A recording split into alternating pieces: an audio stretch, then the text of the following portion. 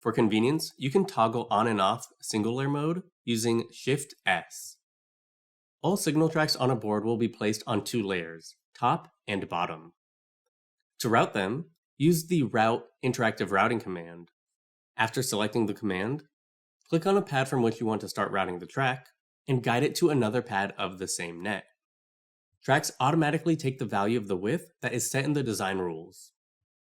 If necessary, you can switch between the minimum, preferred, and maximum track widths using the 3 button.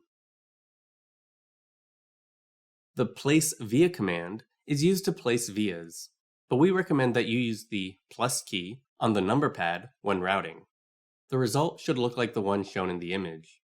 Top layer, bottom layer. The board consists of 4 layers. In the free space of each of them, we'll create a polygon. To do this, use the Tools, Polygon Pores, Polygon Manager command. In the dialog, use the New Polygon from Board Outline command. In the right-hand pane of the Polygon Manager dialog, set the settings as shown in the image.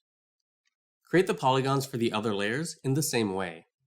We suggest to name the polygons in the same manner: ground_int1, ground_int2, ground_bottom. On the int2 layer, create an additional polygon for the VCC_3.3 net.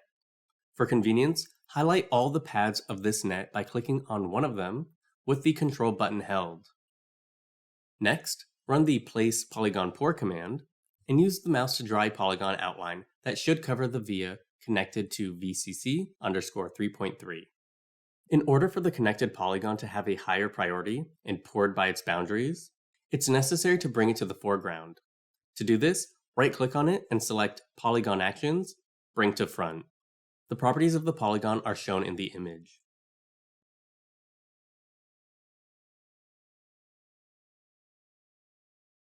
To re-pour the polygons, it's necessary to right-click on a polygon and select Polygon Actions, Re-pour All.